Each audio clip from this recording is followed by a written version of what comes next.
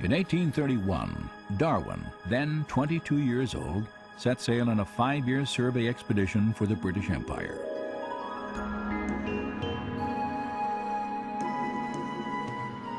He journeyed from England on the HMS Beagle, traveling around the southern tip of South America, then north toward a chain of volcanic islands in the Pacific called the Galapagos.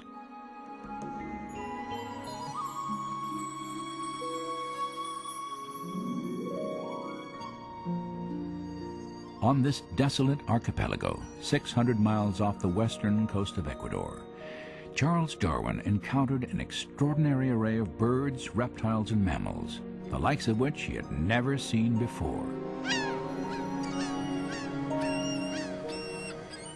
For more than a month, Darwin studied plant and animal life, took extensive notes, and collected specimens.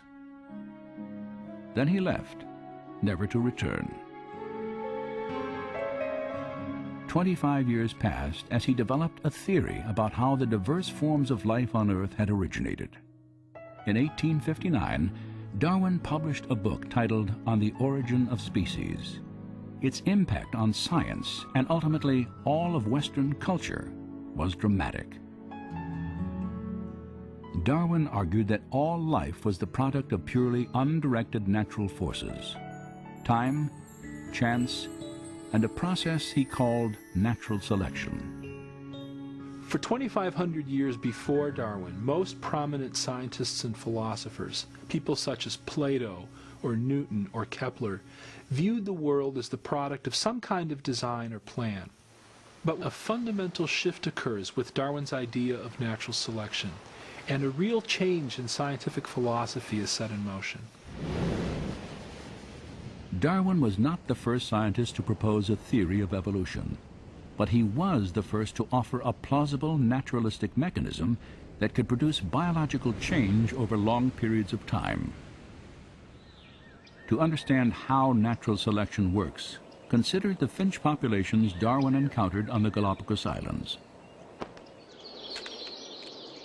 13 species of finches inhabit the Galapagos Islands, and they vary subtly in terms of their body size and shape of the beak. Darwin returned to England with 9 different species of these birds. According to contemporary Darwinian theory, differences in the sizes and shapes of the birds' beaks are the direct result of natural selection. One example often cited involves species of seed-eating finches.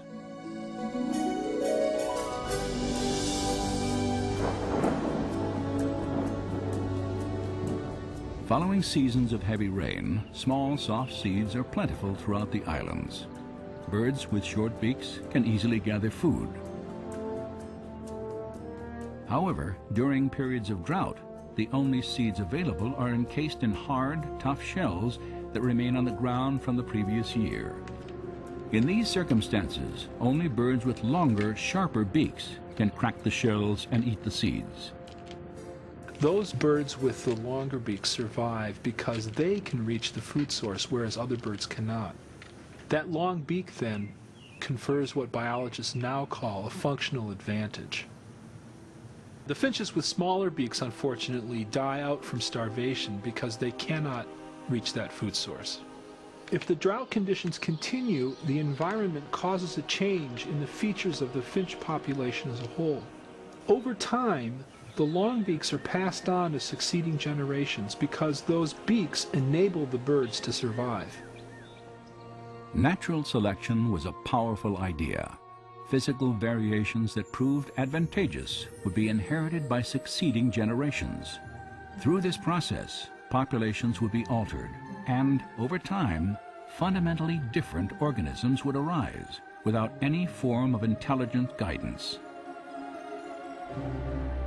Darwin wanted to explain everything in the history of life in terms of undesigned, unintelligent natural processes. And when he looked for an explanation, what he found was that a process he could observe in domestic populations also operates in the wild. Now, Darwin himself was very familiar with domestic breeding. He himself studied pigeon breeding. And he knew that for centuries, human breeders had been able to make dramatic changes in populations by selecting only certain individuals to breed. Darwin really suggested that this same process operates in the wild. For Charles Darwin, natural selection explained the appearance of design without a designer. There was no longer any need to invoke an intelligent cause for the complexity of life. In effect, natural selection became a kind of designer substitute. Today, Darwinism is generally assumed throughout science and the academic world. Yet, despite its wide acceptance, a growing number of scientists and scholars, including those who met at Pajaro Dunes, now challenge key aspects of Darwinian theory. When we came together at Pajaro Dunes, we certainly didn't agree on everything, but we did share a real dissatisfaction with the mechanism of natural selection and the role that it was playing in biological explanation. Natural selection is a real process, and it works well for explaining certain limited kinds of variation, small-scale change. We have lots of examples of that, in fact. Where it doesn't work well is explaining what Darwin thought it could, namely the real complexity of life. We have a finch beak, and then you've got the finch itself. A minor change in the structure of the beak versus the origin of the organism itself. These are different scales of phenomena. These are different kinds of problems. And the important problem for biology is to understand where natural selection works and where it doesn't, and why there's a difference. Evidence is very powerful, and all of us had the sense that if we let that evidence speak for itself, that it would lead us in a very different direction, away from natural selection and towards a different conclusion about the origin and nature of life on Earth.